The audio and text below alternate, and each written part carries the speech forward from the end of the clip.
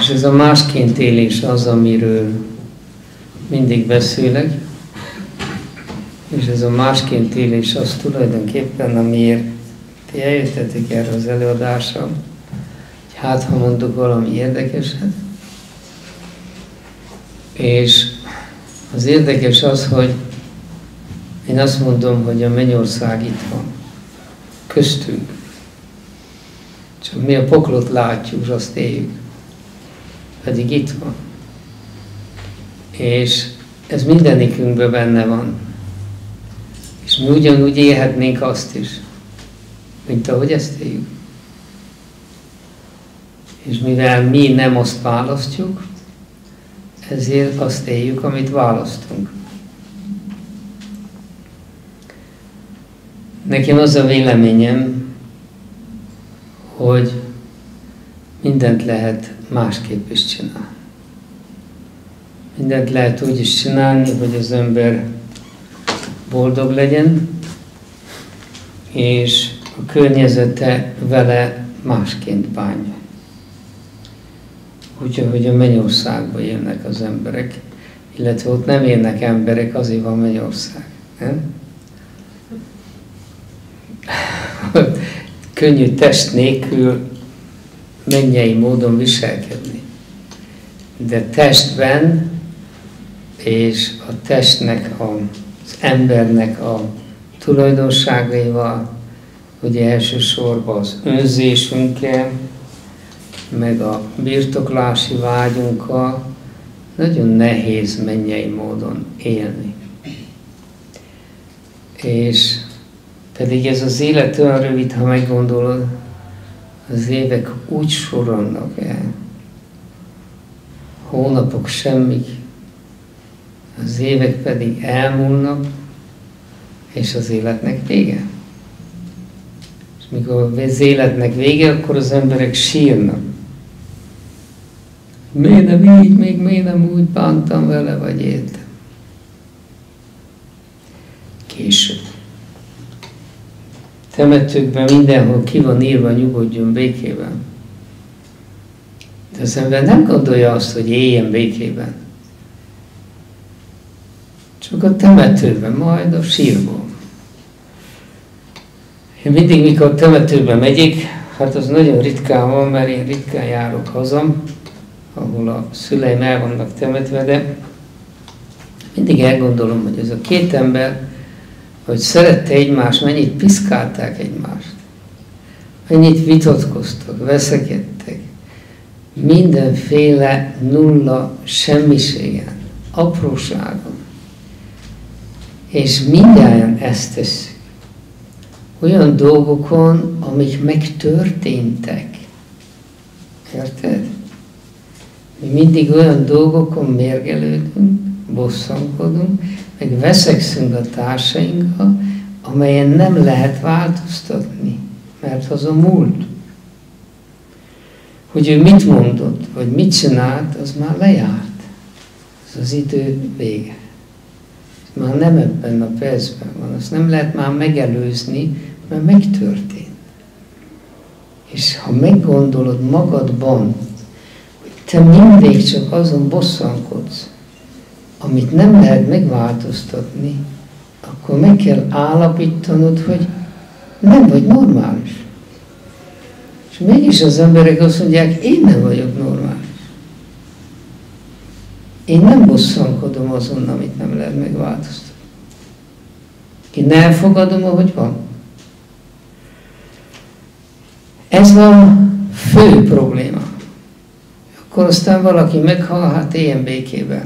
Vagy nyugodjon békében. De ha azt várjuk, hogy ott nyugodjunk békében, akkor a békéből soha nem lesz. Mi szeretnénk a múltat visszacserélni, de az sosem megy. Ezt még Isten sem tudja, csak a történészek. Azok mindig a politikának megfelelően átalakítják a múltat, és azt mindenki elfogadja. De egymás közt nem tudunk békében lenni. És ez egy nagy probléma. Mert ha csak ezt az egyet az életedből kiiktatnád, hogy az, ha már megtörtént, hagyd a csodába, hogy eltört a váza, eltört. Ezt már össze nem rakod. Mindegy, milyen drága volt, milyen emlék fűz hozzá, vagy akármi. Ez mindennel így van. Olyan semmiségeken az ember az életét elpocsékolja, a boldogságával szembeáll, lehúzza a sötétségbe, csak azért miért? Tudjuk egyáltalán azt, hogy mi miért haragszunk a másokra? Miért vitatkozunk? Nem tudja senki. Mi nem tudjuk, hogy miért vagyunk kegyetlenek, miért vagyunk gonoszak, miért akarunk rosszat másnak. Lehet azért, mert rossz. De az nem ok arra, hogy te rosszat akarj. Egyáltalán nem ok. A rossznak rosszat kívánni, az a legnagyobb butaság megint. Mert amikor te a rosszat kívánod, vagy a rosszra haragszol, akkor te rossz vagy. Olyan vagy, mint ő. Semmivel se vagy külön, mint ő. És azzal a rossz energiával megtöltöd magadot. Mérgelődsz. Méreggel telik meg a tested, az egész lényed, és ezért nem működnek a dolgok. És aztán betegek vagyunk. És csodálkozunk, hogy Isten miért vert meg, hogy betegek vagyunk.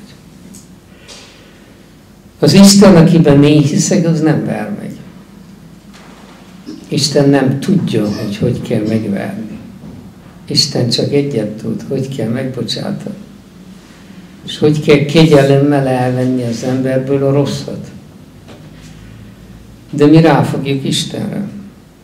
Pedig Isten nem hibás. Istennek vannak kozmikus törvényei, ami által ezek a testek mozognak, élnek, az egész univerzum létezik, és ezek az univerzális kozmikus törvények minden energiát oda vezetnek, ahova a törvény előírja. Tehát a mi energiát én termelek, azzal én kell éljek. Itt mese nincs. Ez olyan, mint a gravitáció. Ha leugrasz a fáról, összetöröd magad. Hiába hiszel Istenbe, vagy ateista, vagy mindegy. Istennek ehhez semmi köze nincs. Istennek mindenhez van köze, mert azt mondják, az emberben végig szenved mindent, amit mi neki tanítunk, hogyan lehet még rosszabbul élni, még gonoszabbul élni. És ez a mi problémánk. Mi problémánk az, hogy érezzük azt, hogy mi jobbak vagyunk, mint amit élünk. A mi problémánk az, hogy mi belülről érezzük, hogy itt sokkal jobbat lehetne csinálni, mint amit csinálunk. És ebből van a bajunk. A bajunk abból van, hogy mi bent mélyen teljesen mások vagyunk, mint amit kívül mutatunk. Most felvettünk egy szerepet, akik nem mi vagyunk. És ez a szerep érdekből történik. Azért, hogy értékeljenek, azért, hogy elismerjenek, azért, hogy megmutassam másnak, hogy én is tudok, vagy akármi, vagy jobb vagyok, mint a másik, és ezt mindenki csinálja. És ebben a szerepben, mi tulajdonképpen azzal a lénnyel, aki igazából az ember, azzal a lénnyel mi visszaélünk. Mi annak rosszat teszünk. Az nem szereti azt, amit mi csinálunk. Ő mindig megpróbálja sugallni nekünk. Próbálj a jó felé menni. Próbálj tökéletesebb lenni. Próbálj többet elérni, mint amit eddig elértél. Ne a nagyság felé fuss. Légy jó. Tanuld meg a jóságot. És így tovább, és így tovább. De ezt a sugalatot mi vagy észrevesszük. Ha nagyon odafigyelünk, észrevesszük. Ha akarnánk, tudnánk. De ezt a sugalatot többnyire nem vesszük észre. De ebből megvan a problémánk. A probléma pedig az, hogy mikor a lényünk nem így másként szóhoz, akkor a testünkön keresztül tesz valamit. Hogy egy kicsit a stresszből levegyünk, kitöri a bokánkat, vagy elakaszt, vagy akármi, vagy ágynak esünk egy pár hónapra, és elkezdünk gondolkodni, mert lecsendesedünk. De nem csendesedünk le magunktól, hogy nézzük meg, hogy hogyan kellene élni. A spirituális élet nem egy vallás. A spirituális élet nem arról szól, hogy én Istent így imádjam, vagy úgy imádjam, Isten ilyen, vagy olyan, vagy olyan. A spirituális élet arról szól, hogy én éljek úgy, aki vagyok. A spirituális élet arra tanít meg minket, hogy hol vannak a problémáinknak a gyökere. És a problémáinkat az életünkben hogyan tudjuk megoldani. Ez a spiritualitás, ez a spirituális tudomány. A spirituális tudomány azt mondja, te ne azt nézd, hogy mi van előírva. Nem a parancsolatok számítanak, hanem a te lelkiismereted számít. A te lelkiismereted az egyetlen vezető, aki neked mindig megmondja, mitől leszel boldog. De a spiritualitás azt mondja, ezt meg kell kérdezned tőle. Tehát tulajdonképpen mi ahhoz, hogy egy döntést hozzunk, ahhoz, hogy mi helyesen tegyünk, azt meg kellene kérdeznünk. Nem az internetben valakitől, vagy a szomszédot, vagy valakit, hanem saját magunkat. És ez a tudomány, amelyről itt beszélgetünk. Az, hogyan tudjam én magamból előhozni a helyes választ az életem mindenfajta problémájára, mindenfajta kérdésére. És az a helyes válasz, az egyedül nekem szól. Nekünk a szívünkben van egy használati útmutató könyv, amelyben minden helyzetre megvan a válasz, ami a mi saját személyiségünknek a legjobb. Ezt nem szabhassa meg senki. Ezt mindenki magának tudja csak megtalálni, és kell megtalálja.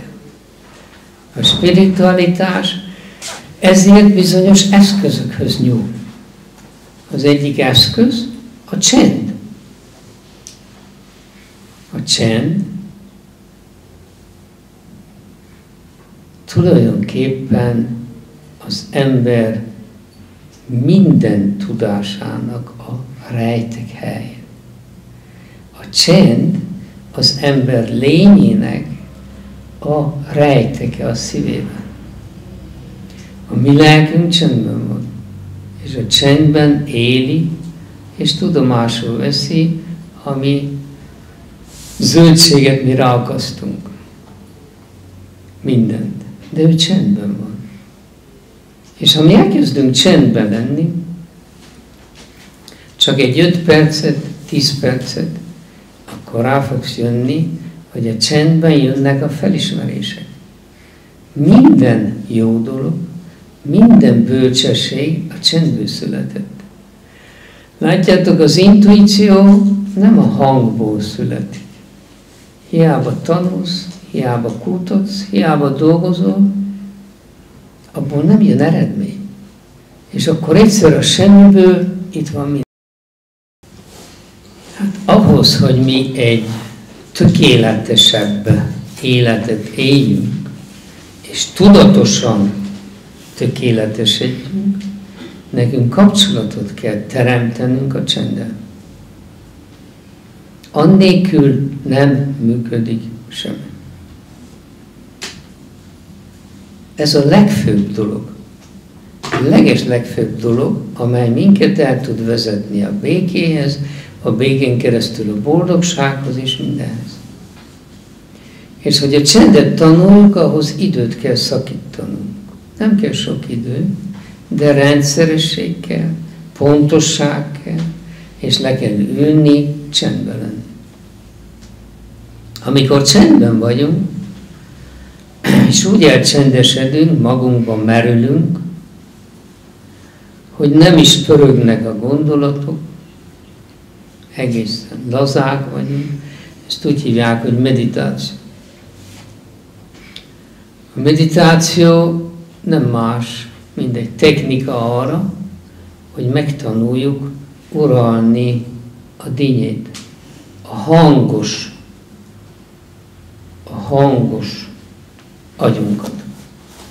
Az értelem egész nap beszél. Fölébredsz, és este, amíg lefekszel, egy végbe pörög. És most, hogy a hely csak rám figyelni, most is pörög. Hol ide, hol oda. Otthon van, vagy oda megy, vagy ide megy, mindig valahol megy. Az értelem soha sincs otthon. Az értelem mindig valahol máshol. Mikor munkában vagy, akkor a szabadságon tölti az idejét. Akkor a szabadságon vagy, már munkahelyen van, és mindenhol azon gondolkozik, hogy hol vannak a problémák. És azok a problémák, amik pont nincsenek itt, akkor az értelem elmegy és előtérbe hozza őket. Ez az ő munkája. Nem tudom, ha vettétek észre a ti fejetekbe, sincs másképpen biztos, mint az enyémben volt.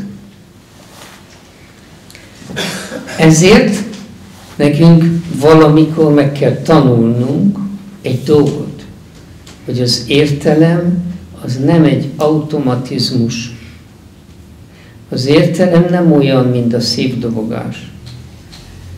Az értelem nem olyan, mint a gyomornak a mozgása, vagy a beleknek, vagy akármi az ereknek, amelyről mi nem tudunk semmit. Az ember úgy képzeli, hogy a gondolkodás ellen nincs, amit tegyen. Hát az van, és az jön. De ez egy hatalmas nagy tévedés. Az gondolkodás ugyanúgy irányítható, mint a mozgás. Ha akarom, a kezem itt van, ha akarom, itt van. Ha ezt nem tudom, mozgássérült vagyok. De a gondolatban szinte minden ember gondolatsérült, ezek szerint, vagy gondolkodósérült. Mikor egy probléma rágja a fejedet, nem tudod leállítani. Nem tudod azt mondani, én erre nem gondolok. Én valami jóra akarok gondolni, nem a rosszra. És miért nem tudod? Mert nem tanultad meg. Mi ezt nem tanuljuk, emberek. Erre nincs kultúra. Mi tanulunk komputeren dolgokat, tanulunk mindenféle más dolgot, de nem tanuljuk meg mi önmagunkat. Mi egyszerűen megtanuljuk az autót vezetni, de hogy mi magunkat tudjuk vezetni, azt elfelejtjük. Minket mások vezetnek. A spontán gondolat. És azok honnan jönnek? 80%-ban másoktól. Vagy amit beadnak nekünk. Tehát mi gyakorlatilag a számunkra legfontosabb járművet, a saját testünket és létünket nem tudjuk irányítani. Mi tudjuk, hogy hol a fék, a gáz, hol kell kapcsolni, az autót hogy kell vezetni, de hogy mi kerüljük ki a problémákat, hogy mi kerüljük ki a bánatokat, a szomorúságot, a rossz helyzeteket, azt nem ismerjük. A spiritualitás erről szól. A spiritualitás semmi másról nem szól, csak hogy légy boldog, és ne csinálj az életedben hibát. Ezt úgy nevezik, hogy isteni életmód. És hogyha te meg tudod szüntetni magadban ezt a dolgot, hogy rossz benned nincs, akkor te többet tettél, mint aki 10 éven keresztül egy kolostorba imádkozik. És isteni vagy az összesnél. Tehát nekünk tulajdonképpen nem bűneink vannak, mi nem rosszak vagyunk, hanem bennünk vannak rossz dolgok. De azok nem mi vagyunk. És ezeket a rossz dolgokat vagy kikerüljük a gondolkodással, vagy nem kerüljük ki a gondolkodással. Nekünk a fő eszközünk az értelem. És ha mi ezt nem irányítjuk, akkor nem tudunk létezni. És mivel irányítani lehet, igenis lehet. Amikor leülsz csendbe lenni, az első dolog az, hogy ne próbálj te gondolat nélkül lenni. Gondolat nélkül lenni az egy állapot, ami magától bejön, amikor be kell jöjjön. De te nem szabad akarjál gondolat nélkül lenni. Mert ha akarsz gondolat nélkül lenni, ellenszegül neked az értelmed. És addig volt 5-6 gondolatod, most lesz 56. Pont az ellentéte történik meg, és mind rosszabb gondolataid lesznek. Te ülj le, kezdjél mosolyogni, és kezdjél szép dolgokra gondolni, és jó dolgokra. Szeretetre, barátságra, mindenkivel, kivétel nélkül. Jó kívánságra, jó szándékra, és ezeket mind gondolod végig. És erre figyelsz, és erre edzed az értelmed, hogy te most a jóra gondolsz. És ezt nagyon könnyen megteszi az értelmed, mert neked van egy szabad akaratod.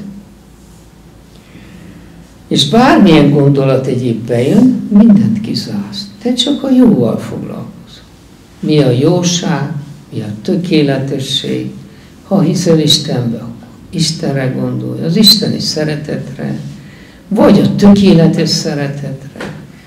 Milyen dolog és milyen szép a megbocsátás. Jézus gyilkosainak megbocsát. Bocsáss meg nekik, Uram, nem tudják, mit tesznek. Ők értük bocsánatot. Hol tartunk mi ettől a tanítástól? És ezen el kéne gondolkozni. Hogy ezek a szép dolgok, Jézus, Szent Ferenc, hogy ne menjünk ki a keresztény keretből, és a többiek, hogyan éltek, hogyan tudtak úgy szeretni, hogyan viselkedtek. És ezen, ha elkezdek gondolkodni, és mind tágasabb leszel benne az isteni szeretet, a megbocsátás, a mindenről, akkor egyszer csak elfelejtesz gondolkodni. Képzeld el, hogy a jó gondolatoknak van egy olyan tulajdonsága, hogy a jó gondolatok terjednek bennünk, és bírják a tágasságot. Jó gondolatot, ha elképzelsz, hogy szeretet, isteni szeretet, vagy ha hiszel benne, neked Jézus a mestered, vagy akit imádsz, Jézus szeretete, és azt elképzeled, hogy az terjed ki az egész univerzumba, a csillagokig, és az mind nagyobb és nagyobb lesz.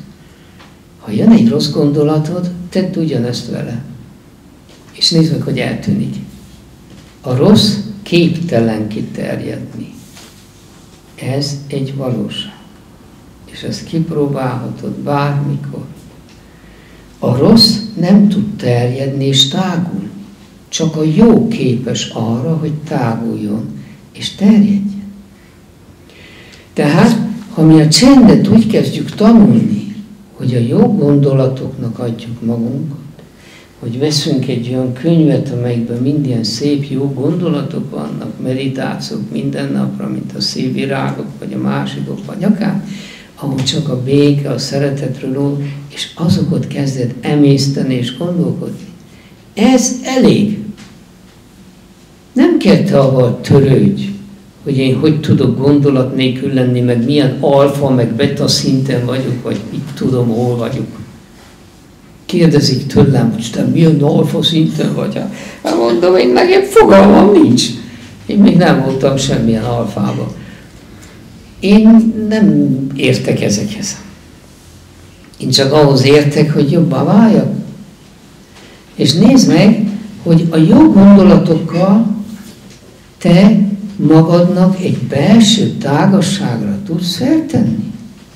És ahogy ezt gyakorlod naponta 2-szer 10-15 percet, hallgatsz melléje még egy csendes meditációs zenét, egy olyan fuvola zenét, az egyik legjobb, amilyenek rajta vannak az én vezetett meditációimnak, háttérzenének, és azt közben hallgatod és gondolsz a szépre meg a jóra.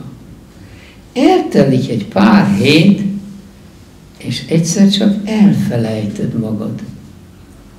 Az értelmed elfelejt gondolkodni. Olyan jó döfin vagy a jóba, és a jó gondolatok tágasságába, hogy ott megszűnnek, a gondolatok már nem pörögnek, lelassulnak, kezd csend lenni, kezd béke lenni. És akkor rájössz arra, hogy te nem kértél semmit, nem akartál semmit, nem imádkoztál semmiért, és valami megváltozik. Valami adatot neked. Egész nap más leszel, mint azelőtt voltál. És az a más abból áll, hogy mindenre másként reagálsz. Sokkal pozitívabban reagálsz. Nem mérgelődsz azon, ami elmúlt.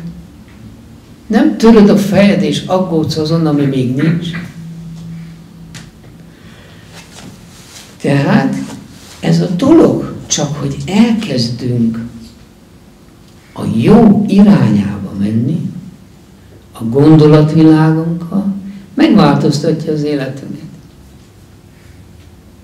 És ez egy csodás dolog. Ehhez nem kell semmiféle tanfolyam. Ezért nem kell senkitől vásárolni 100-200 ezer forintért mantrát. És ez többet fog hozni neked, mint a mantra. Ezt én garantálom. Próbáld ki. Nem kell elhidd. Ingyen van. Próbáld ki. Nem kerül semmibe. Még csak hálás se kell légy senkinek, érted?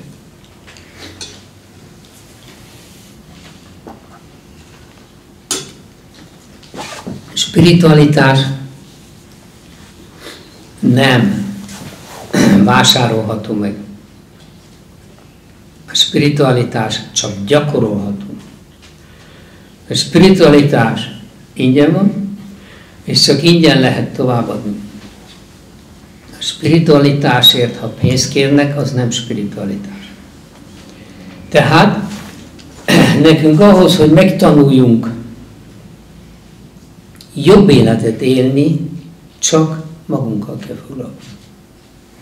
És meg kell tanuljuk legelső sorban a csendet. A csendből jön minden erő. Minden erő a csendből jön.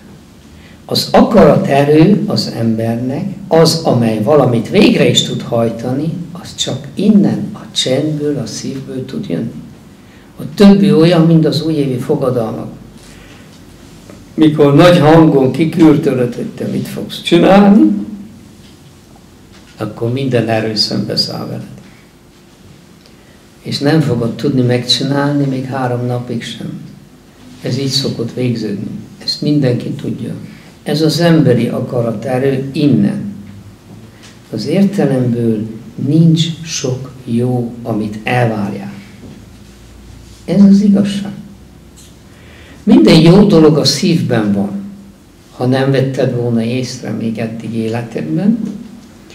Minden öröm, kedvesség a szívből jön. Ha veled valaki jót tett, az a szívéből jött. Az értelem csak számol.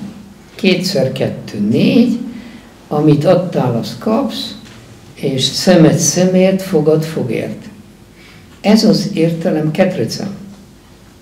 Erre is szükség van. De csak mind eszközre. És hidd el nekem, hogy a probléma az, hogy mi ezt az eszközt arra használjuk, hogy keressünk vele boldogságot. Ez a mi bajunk. A mi bajunk az, hogy mi erre a rideg, hideg, számító, érdek és önző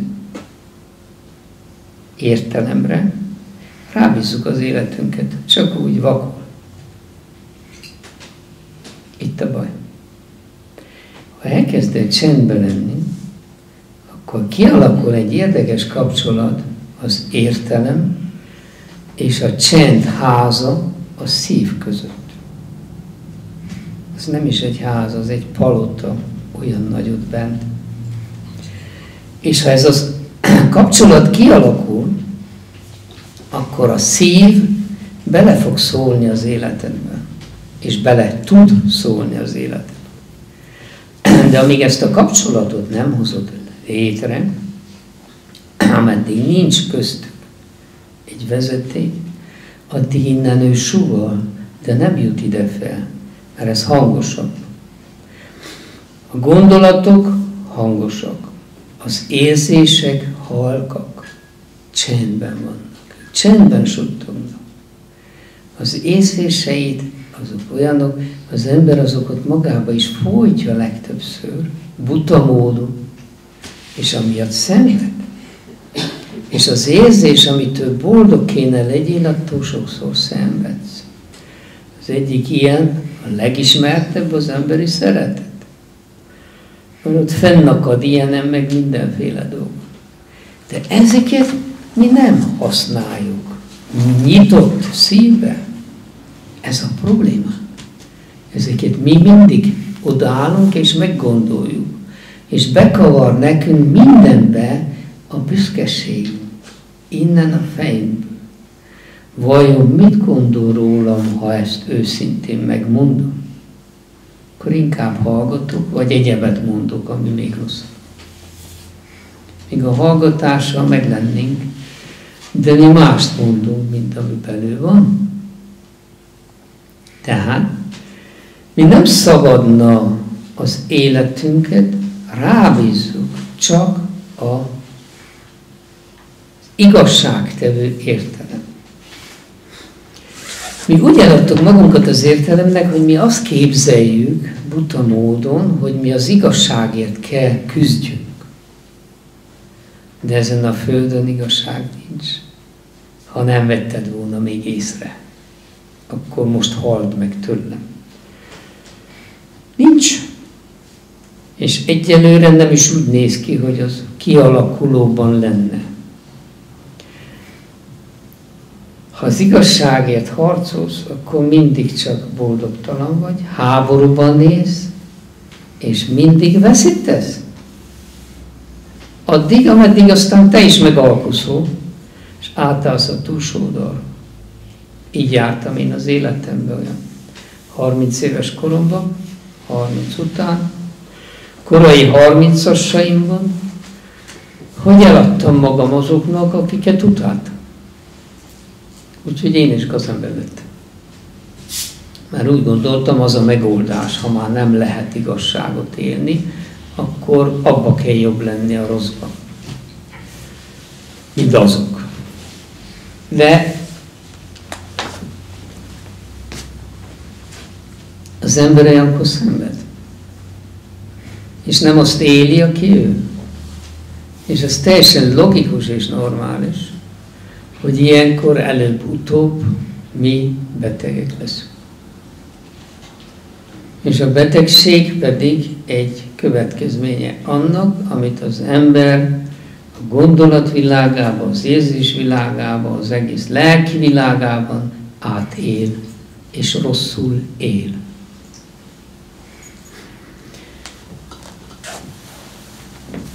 Tehát meg kellene tanulnunk, ismét gyermek lenni. Tudjátok, gyermekkorunkban csak a szívünkkel törődtünk. És hiába mondtak rosszat valakiről, mi azt nem tudtuk úgy venni, mert nem volt egy szervezett értelem, aki abba belekapaszkodjon, és aztán mindig a kétséget meg a gyanút előhozza, hanem volt egy nagy, tágas szívünk, és mindenki barát volt. Milyen könnyű volt az élet. Tulajdonképpen, ha itt a Földön, a mennyországot meg akarjuk csinálni, akkor csak a gyermekekkel lehet. Most én úgy értem, hogy a gyermek mindegy, hogy hány éves. Lehet 60 éves, 50 éves, 40 éves, de gyermek kell legyen. És az pedig ott van benned. Csak bezártad. Most be van zárva. És mielőtt be van zárva, ezért nincs az a világ, amit mi szeretnénk. Ha pedig kizárjuk, illetve kiengedjük, azt meg lehet tenni. Mindegy hány éves vagy. Vissza lehet oda menni. Ez nem is visszamenés. Inkább visszafejlődni oda, ahol gyermekként éltünk, akkor nagyon-nagyon egyszerű az élet. Ugye nekünk a problémánk az, hogy ahogy felnőttek leszünk, és az értelem bejön, akkor mi tudjuk, hogy ha valaki rossz volt velünk, akkor mi azzal nem lehetünk olyanok, mintha jó lett volna. Tehát másnak a miensége befolyásolja azt, hogy milyen vagyunk mi. Most nekünk az embereknek a legnagyobb problémánk, hogy mi nem tudunk a tökéletlennel bánni. Mi nem tudunk a rosszal bánni. Mi nem tanultuk meg, hogy a rosszal hogy bánjunk. Nekünk fogalmunk nincs, hogy hogy kellene bánjunk a rosszal. De körülöttünk mindenhol ott a rossz. És mivel mi eladtuk magunkat az értelemnek, ezért mi a rosszra nem mosolygunk. Mi a rosszat nem szeretjük. Mi a rosszért nem tudunk hálásak lenni. Mikor ezt mondom, akkor mindenki ferdén megnéz, és azt mondják, veled baj van. Pedig én kipróbáltam, de nem csak én, még figyelj, jó pár ember, aki olyan bolond, mint én, hogy rám hallgat, és azt mondtam, figyelj ide, ahogy egy rossz történik veled, légy hálás. És ahogy a rossz megtörtént, légy hálás, mosolyog, és légy boldog, hogy az történt. És képzeld el, hogy mi történik. Nekünk az egész rendszerünkben, az idegrendszer, ugye itt a fő, abba megindul valamire egy reakció. Az a reakció lemegy az érfalakig, a mirigyekig, az egész testünket elönti. Amikor rossz történik, akkor ennek megvan egy mechanizmusa. Milyen hormonok jönnek ki, hogy nő meg a vérnyomás, hogy feszülnek be az érfalak, mit indít el az egész agy, kezdve a frontális lebbenytől, ami a tudatos lebbeny lefele, és minden irányítás, és az egész végig dübörög rajtunk.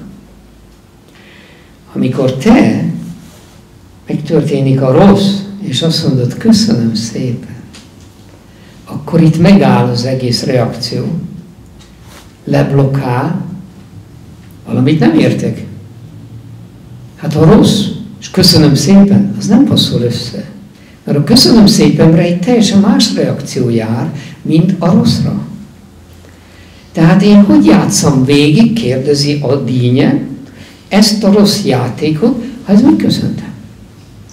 Abban a pillanatban, amikor ezt megteszed, és ha egy nap megtetted 3-4-szer, már a harmadik, negyedik alkalom után észreveszed, hogy az a rossz, ami történt, már nem olyan éles, már nem olyan szórós, már nem tud úgy bántani téged, nem úgy gondolsz rá.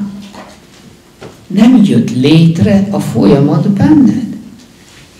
Tehát a rossz tulajdonképpen nincs beengedve a lényedbe. Ha a rosszat beengeded a lényedbe, akkor az egész lényedbe az a rossz uralkodik és történik.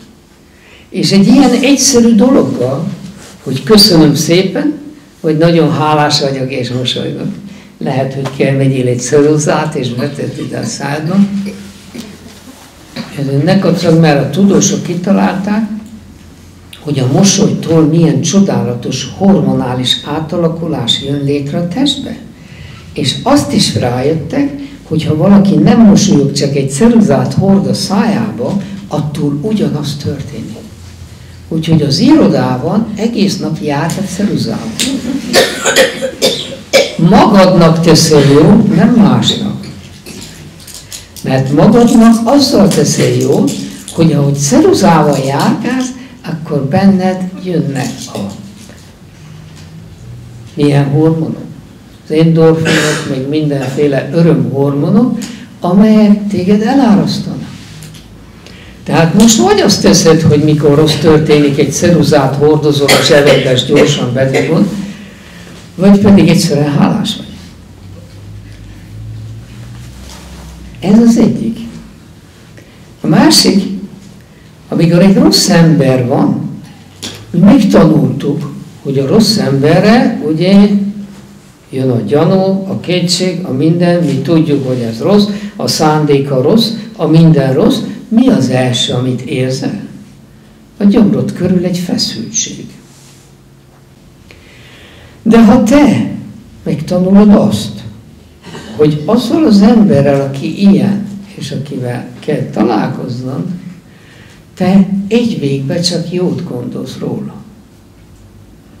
Na hát mit gondol jót róla? Lehet nem tud semmi jót kitalálni, de nézd meg, hogy például szép az oknia, vagy szép kalapja van, vagy akármi, és te csak arra gondol. Mikor ő megjelenik, te mondjad magad, ó, de szép zoknia van. Hogy szereti a kutyáját, imádja az autóját, mindegy, csak pozitív legyen a gondolat.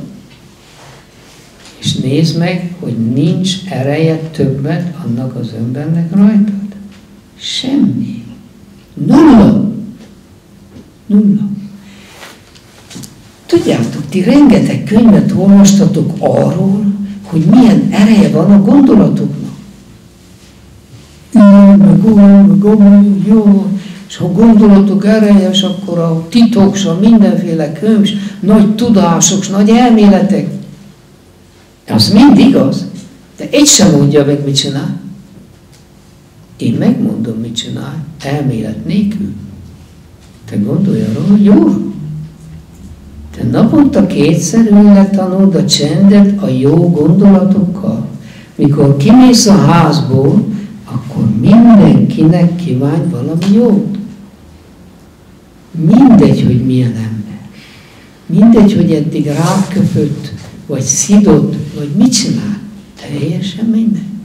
Ellenség vagy jó barát. Mindegy. Te mindenkinek kívánod a jót. És nézd meg, hogy mi történik. Nekem mesélt el egy fiatal pár, hogy örököltek a lakással egy ellenséget, a szomszédot, aki minden lehető módon borsot tört az óruk alá.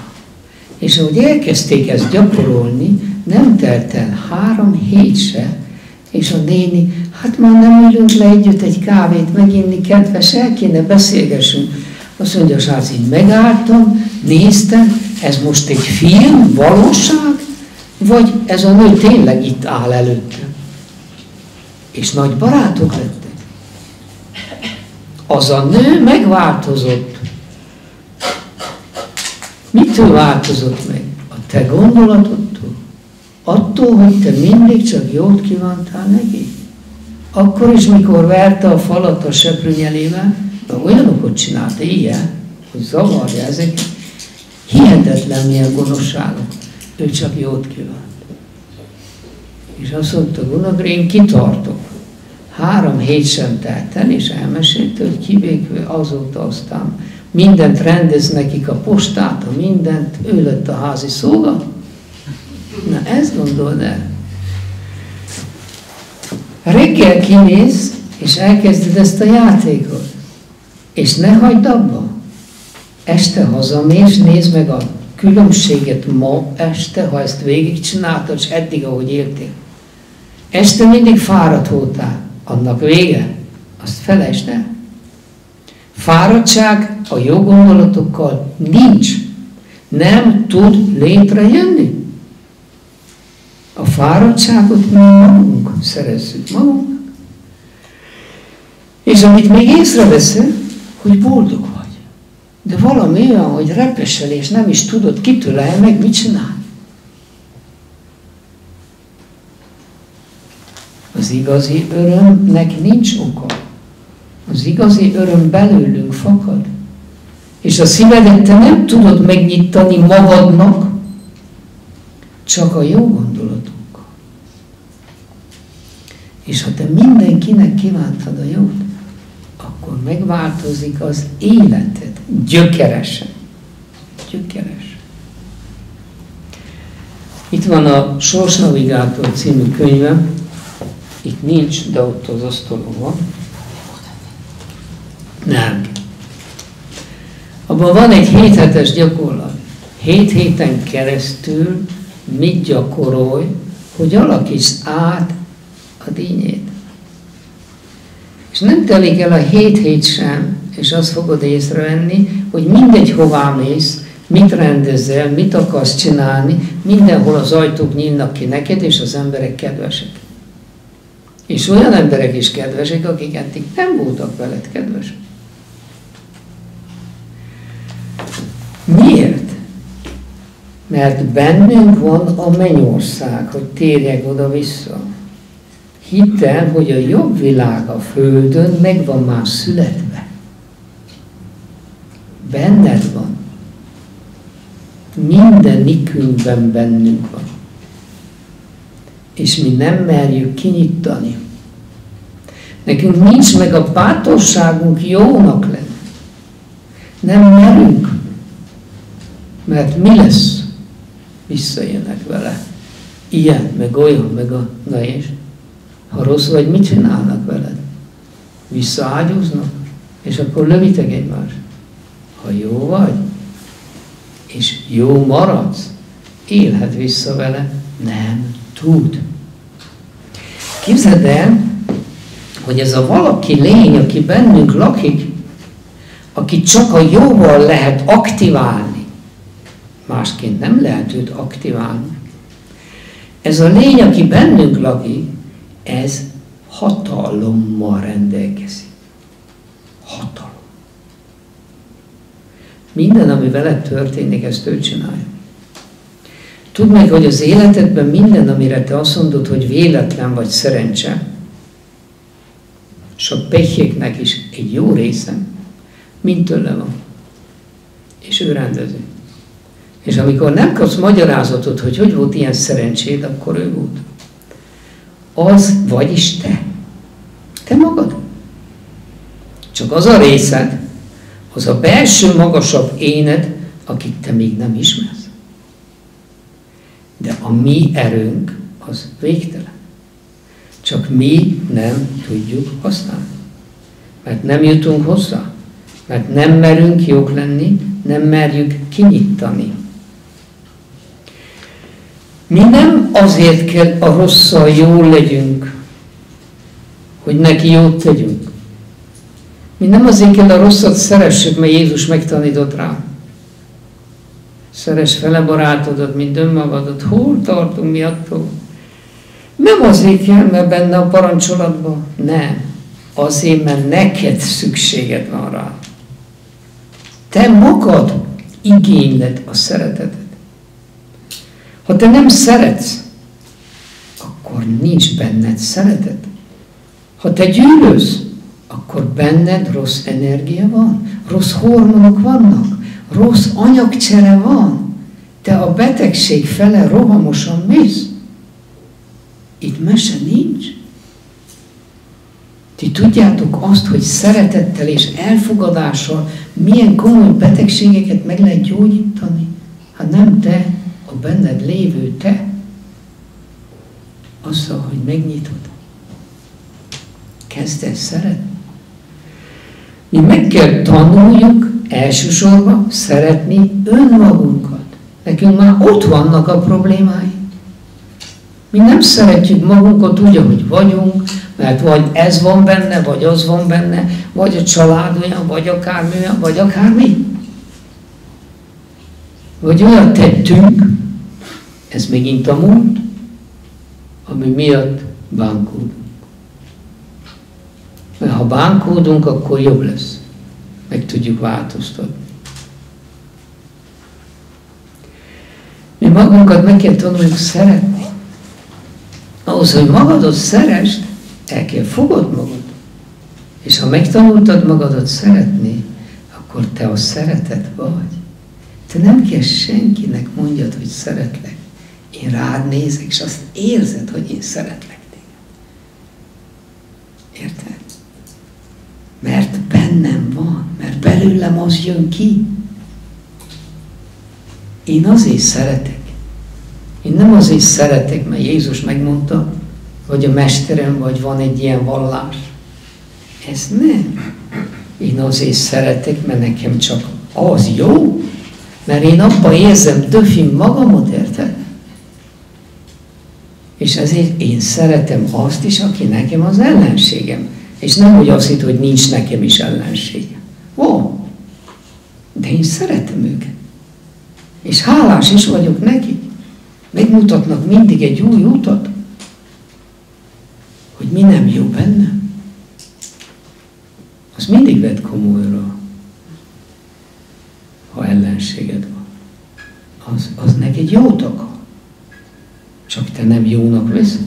De ha te jónak veszed, akkor már hálás vagy érte. Te szereted őt. Aztán, hogy ő azt nem bírja, az az ő baj.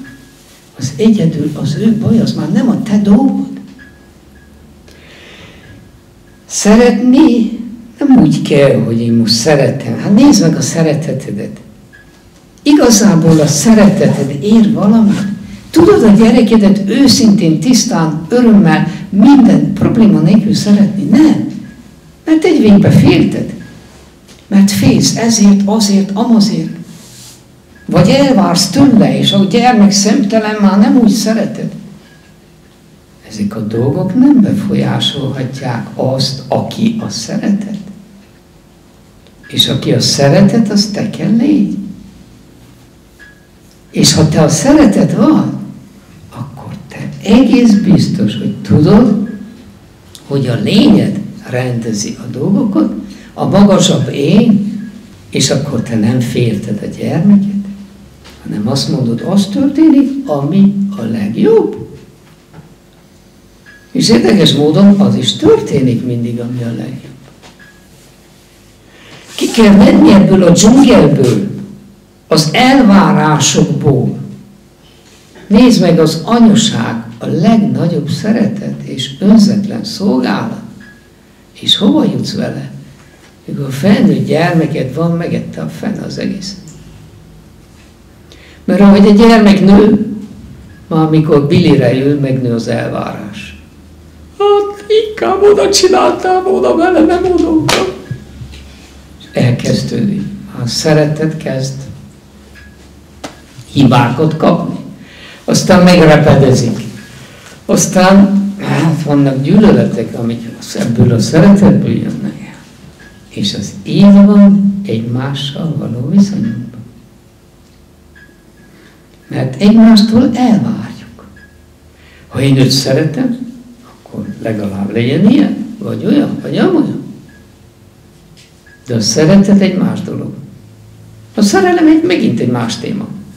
Én most a szeretetről beszélek. A szeretet, ami minket össze kell kapcsolni. És a szeretet, ugye az az energia, amivel a legjobban mozgósíthatod a saját erődet, akaraterődet, energiádat és egészségedet. Amíg nem bocsátottál meg minden embernek, te nehogy megpróbálj kimenni valami betegség. Gyógyszerekkel a tünetet el lehet tüntetni, de meggyógyulni nem lehet. Csak akkor, ha belül tiszta lettél.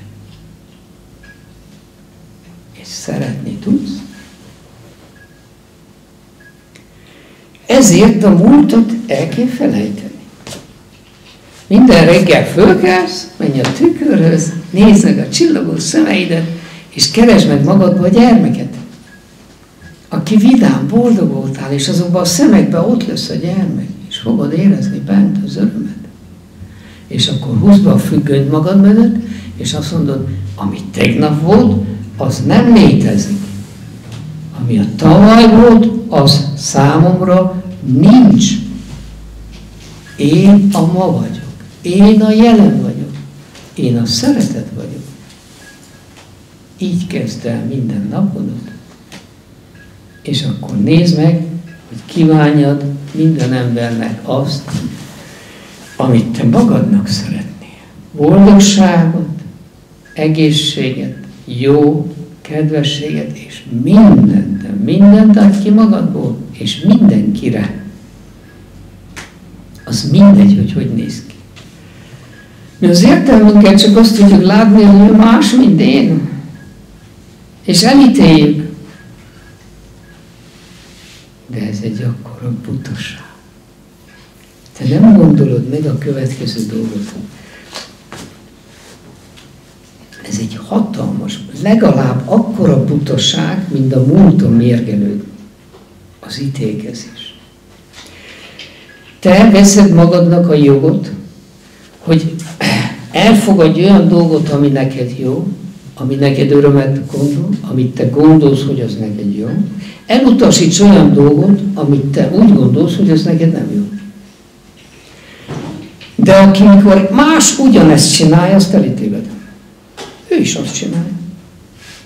Elutasíts azt, ami szerinte neki nem jó, elfogadja, ami neki szerinte jó. De hogy az pont az ellentéte, mint a tiéd, ez itt azt mondod, az hülye, elítélem. Hogy jössz te ahhoz, hogy elítéljed? Az ő felismerése, az ő életszemlélete, más. Ennyi az egész. Ezért mit tudsz tenni? Azt mondod, légy boldog.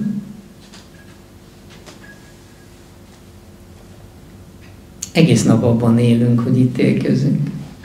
És amikor ítélkezünk, elutasítunk. Amikor elutasítunk, akkor bezárkózunk. És hol zárkózunk be? Az egyedül létbe. Te tudjátok, hogy miért fél az ember? Az ember az egyetlen állat a Földön, aki attól fél, ami nincs. Te mindig attól félsz, ami nincs. Jaj, nehogy az legyen úgy. A nyuszika csak akkor fél, ha látja a farkast. Ő másnap nem gondolkodik, hogy tegnap itt kergetett meg a farkas. Jaj, nehogy jöjjön. Csak az ember csinálja. Az ember nem is látta a farkast, de már elképzeli. És miért félünk mi? A félelem az egyik legdurvább, amivel élünk. A bölcsőtől a ravatalig tart. Miért félünk? Mert úgy érezzük, hogy egyedül vagyunk. Mert az egyedül létünkben úgy érezzük, hogy jaj, mi lesz vele, mi lesz vele. De az egyedül lét csak akkor van, ha ide bezárkóztál. Ha a szíved nyitva van, nincs egyedül lét. Ott mindennek helye van, mindenkinek helye van. És már nem vagy egyedül. Tehát kétféle életmód van. Az életmód, ami a normális, és a normálisak mondják, hogy az a normális, hogy fél, hogy magadnak könyökölt ki, amit kell, és a hülye tűnjön el, és annak semmi keresni valója az én utamban, és így tovább, és ez az életmód, az értelem útja. És van ez az út, amiről én beszélek. Ez a mennyország útja. A szív útja. Azok azt mondják, hogy én nem vagyok normális. Én elfogadom. Mert mi is lennék normális, ha ők azok. Nem is akarok. Próbáld ki. Nézd meg, hogy az életedet napok alatt gyökeresen meg tudod változtatni. Én nem mondom, hogy nincsen benne nehézség.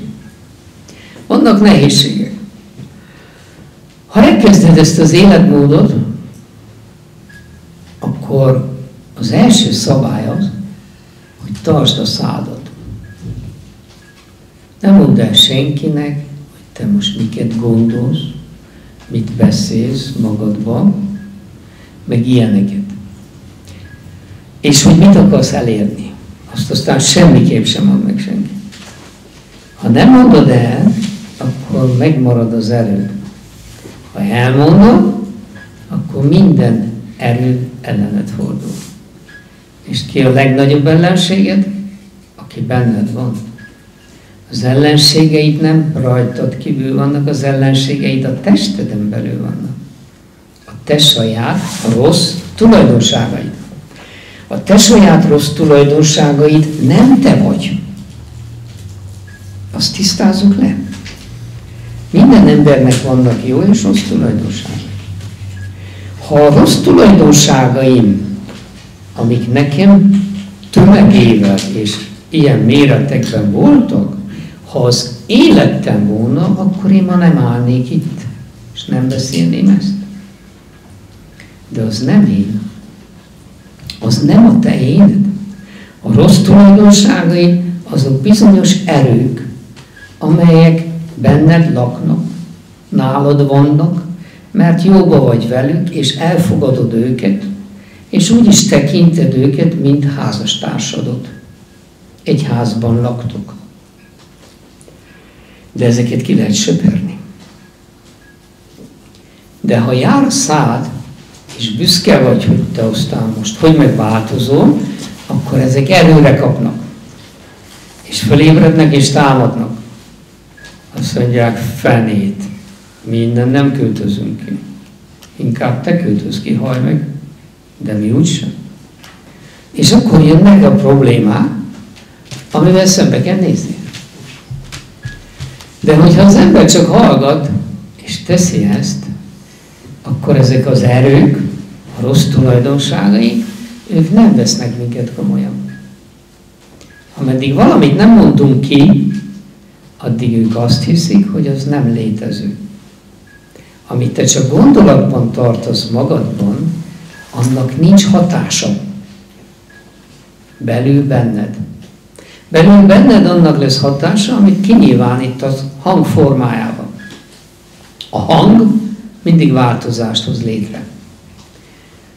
A csend csak tágasságot hoz létre, és stabilitást, békét. De a hang mindig változás. Na most, ha te beszélsz, és ezt kibeszéled, hogy te mit akarsz tenni, akkor a te hangod aktiválja ezt a folyamatot. Most a hang vagy fölfele visz engem, és tényleg megcsinálom a jót, vagy a hangtól lefele megyek. Az, amikor a hang megjelenik, még nem biztos, hogy föl vagy levisz téged. Ezt meg kell jegyezni. Ez a spiritualitásban egy szabály. Az az önvédelem szabálya. A saját belső ellenségeiddel szemben. Ha végzed, akkor ők eltűnnek, elhalványulnak, és aztán el is hagynak minket. Nekem azok a régi tulajdonságaim, amik voltak, nincsenek. Én egy teljesen más ember voltam, mint ma. Én ugyanaz az ember voltam, mint máma. Csak azokat az eszközöket használtam. És azok az eszközök nem én vagyok.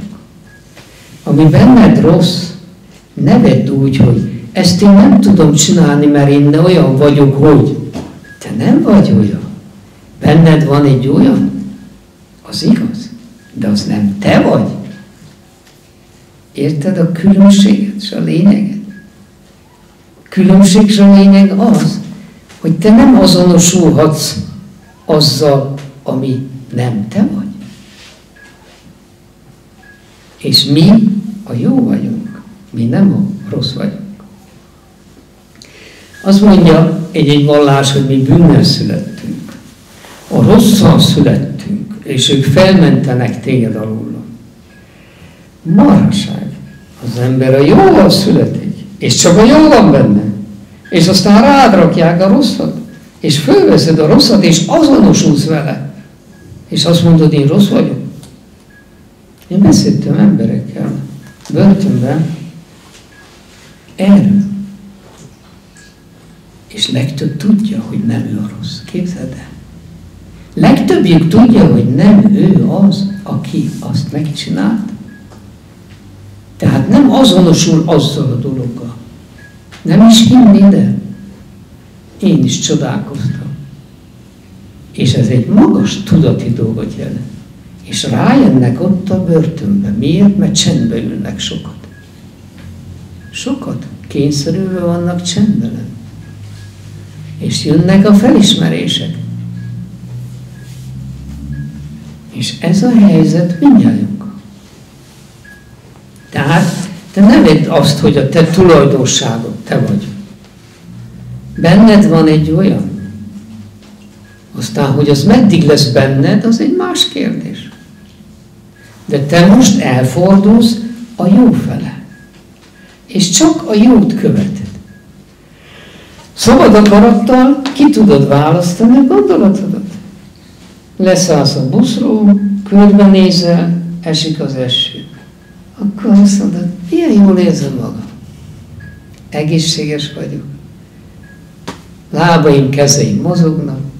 Minden szuper. Mindig egy pozitív gondolat. És akkor azt indítsd körbe minden emberre, minden állatra, minden lényre. És próbáld meg, próbáld ki.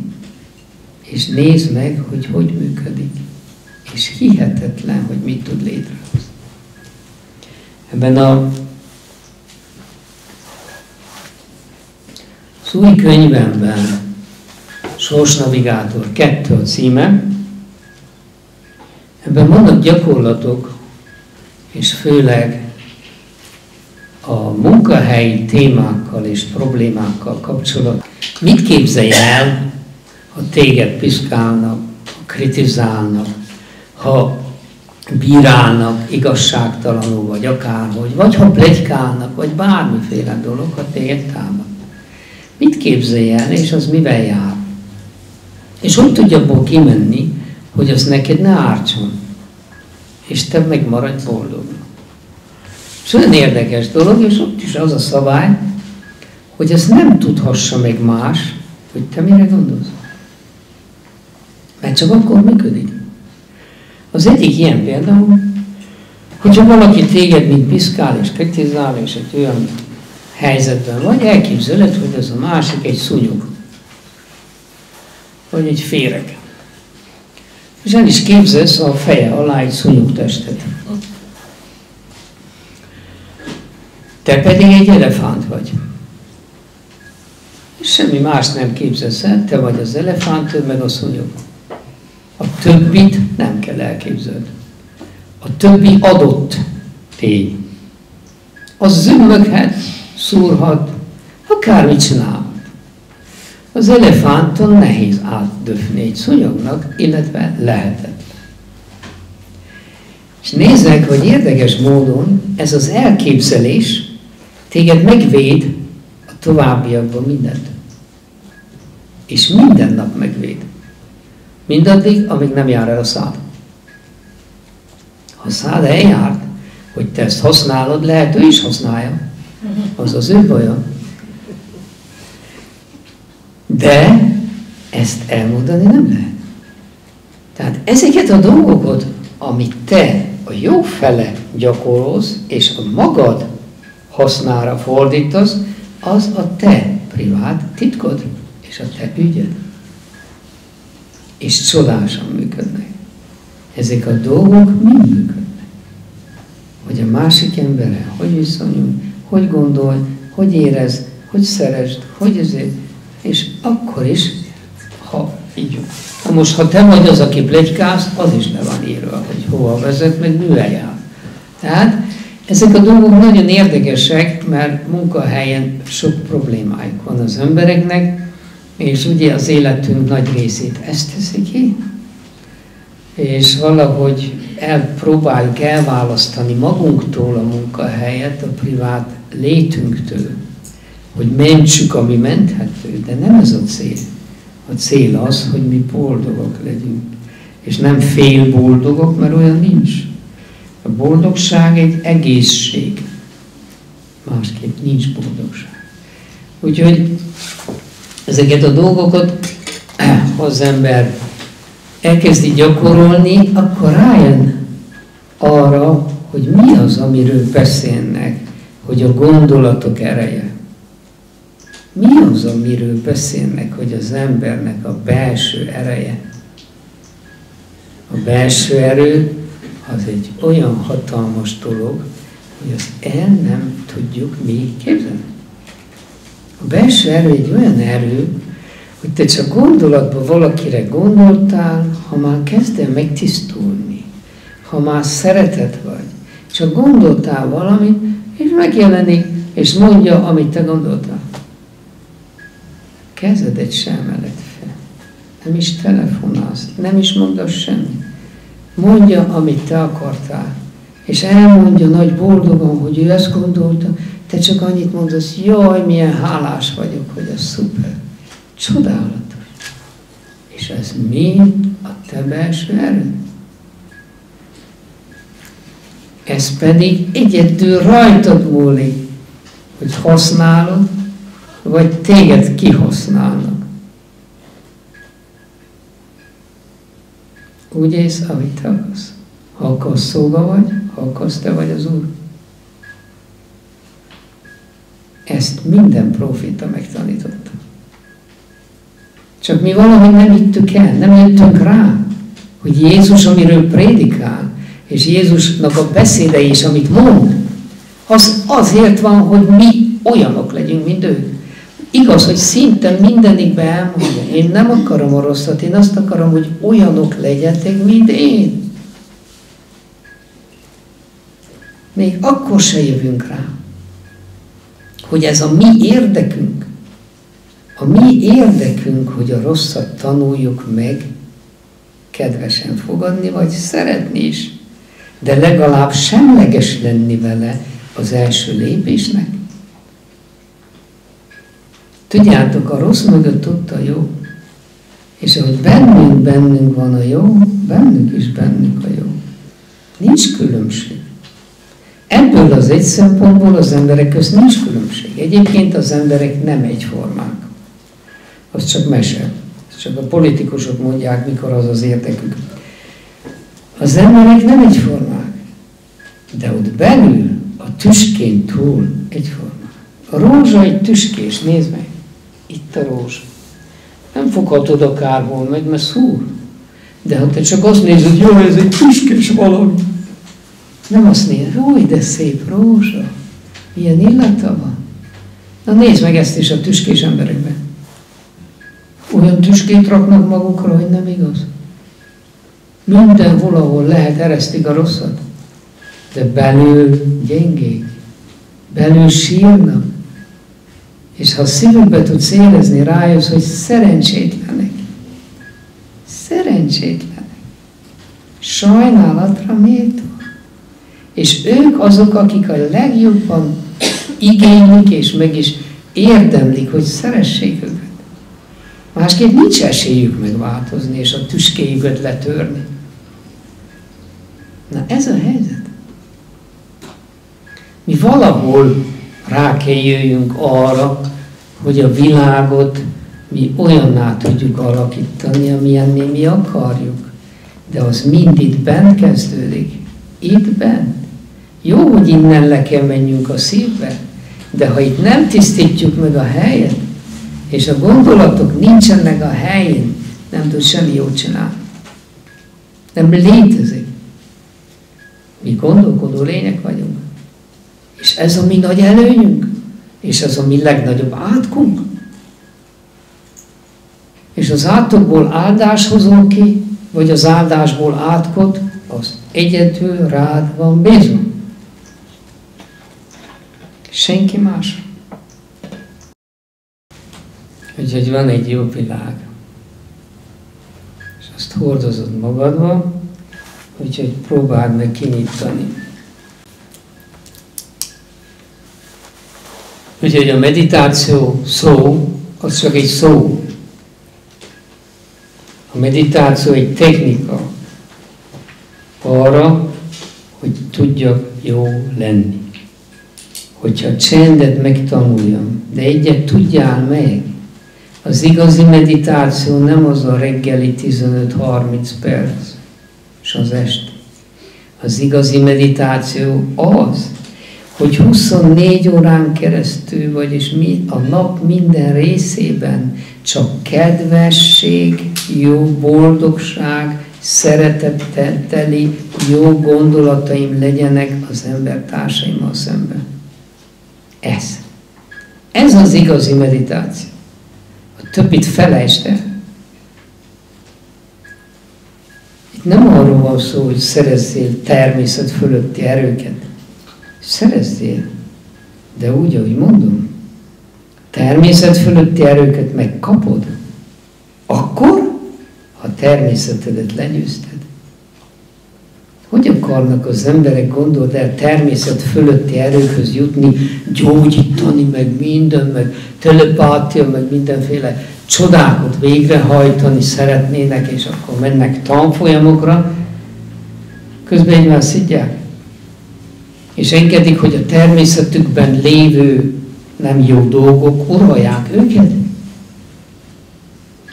Akik nem ők, egyszer győzd le a saját természetedet, és utána nézd meg, hogy ki vagy, és rá fogsz jönni, hogy nincs is olyan, hogy természet fölötti, mert az neked mind természetes. Az abszolút természetes, hogy egy másik embernek érezhessed az ő érzését. Mesterem azt mondta, ti azt gondoljátok, szabadok vagytok? Nektek nincs semmi szabadságotok. Ti még azt sem tudjátok, hogy a mellettetek lévő ember mit gondol. Hát ez a minimum ahhoz, hogy szabad légy.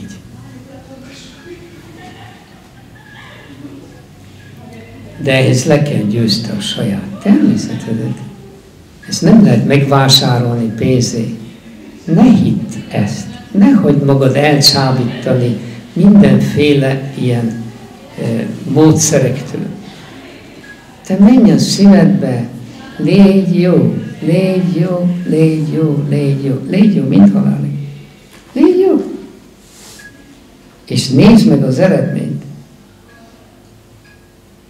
És valaki vigyáz rád, és sohasem leszel egyedül. És az a valaki benned hatalmasabb, mint körbe minden ellenséget. Úgyhogy ne add fel. Tulajdonképpen a meditációnak, a spirituális életnek egyetlen egy törvénye van. Soha ne add fel.